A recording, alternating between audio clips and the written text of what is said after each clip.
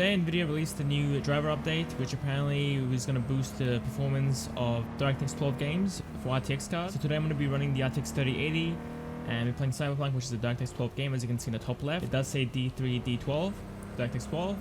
And we're playing the game at ultra settings, 1440p to start it off. As you can see, we're playing the game at ultra settings, no DLSS and no ray tracing right now.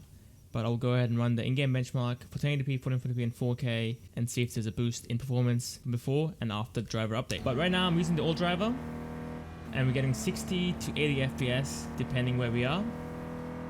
And yeah, it's running pretty good. GPU is at 95%, up to 96%, so pretty much maxed out. Alright, now enabling ray tracing. Got everything set to ultra. We're getting 40 FPS ray tracing enabled. I'm going to be doing a bit of live testing for ray tracing and DLSS, and I'll go back and run the actual in-game benchmarks and come back with the results of this current driver version. And we can go ahead and compare it to the new one once I actually update. Okay, we're getting around 35 to 40 FPS. We basically lost half our frames by enabling ray tracing. And then let's go ahead and enable DLSS as well. We can compare that. DLSS enabled, set to quality. We're going to apply and run it again. And we're jumping up to 60 FPS now with ray tracing enabled at 1440p Ultra.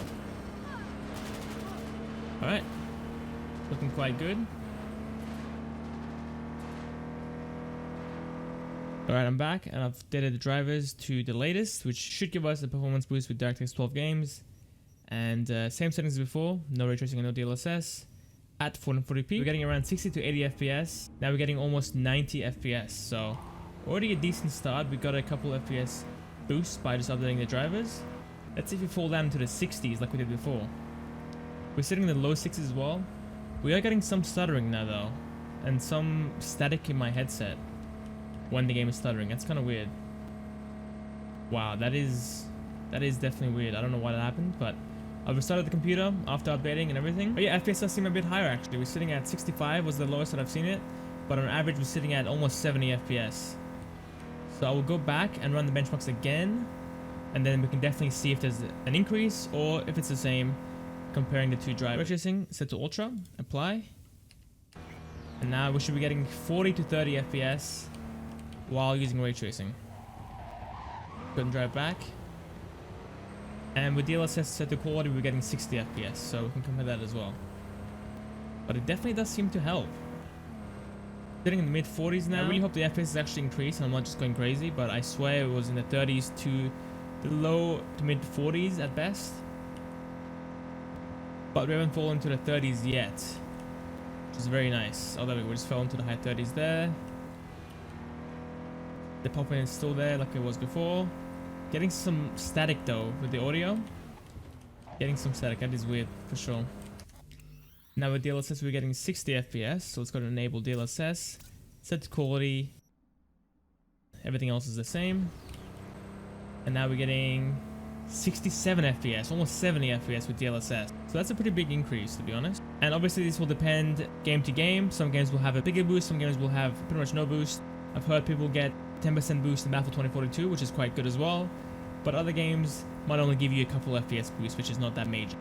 Alright, let's go ahead and try this out with the in-game benchmark, and then compare that with the old driver. Okay, now going over the benchmark results with the previous update, which was version 517.48.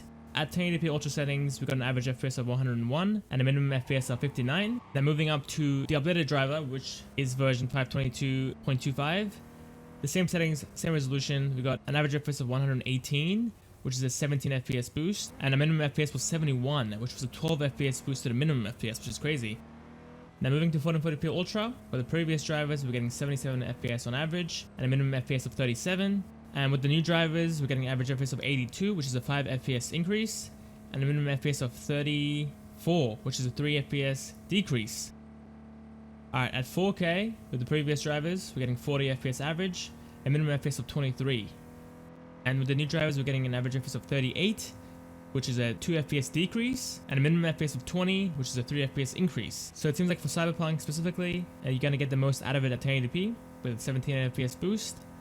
And as you go down, you gain less and less. So 1440p, we gained 4, and at 4K, we lost around 2 FPS. And I did run the test a couple of times as well, just to make sure. and we got the same results each time. So it's not that big of a deal of 4K, only 2 FPS decrease. But yeah, that's it for the video, guys. If you made it this far, I appreciate you. And as always, if you like what you see, then sub and like the channel. We'll have Richard as well. See you next time.